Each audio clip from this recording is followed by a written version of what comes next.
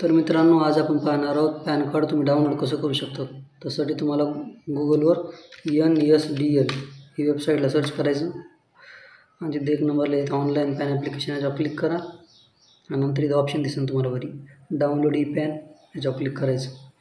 नंतर खाली इथं पॅन नंबर टाका, खाली आधार नंबर, इथं तुमच्या जन्माचं महिना आणि इथं वर्ष, GST नंबर टाकायची काही गरज नाही। इथं क्लिक करा, राईटला चेकबॉक्सला क्लिक करा आणि खाली हे सबमिट करून टाका, तुमचं पॅन कार्ड डाउनलोड होईल। जरी नाही झालं तर मग ही दुसरी वेबसाईट आहे बघा, UTI क्लिक करा।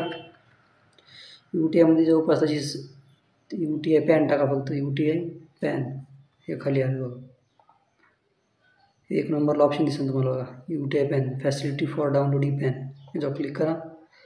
नंतर इथं पॅन नंबर, इथं महिना आणि वर्ष जन्माचं, इथं खाली कॅप्चा टाका, सबमिट करा आणि सबमिट केल्यानंतर तुमचं पॅन कार्ड डाउनलोड होऊन जाईल।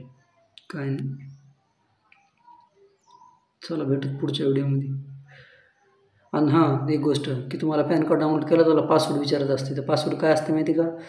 तुमचं समजा जन्माचं जे वर्ष आहे ना, महिना दिवस महिना वर्ष, समजा एक तारीख पहिला महिना 2001, तर टाईप करायचं 01/01/2001, त्या टाईपमध्ये टाईप करा, तुमचं पॅन कार्ड डाउनलोड होऊन जाईल।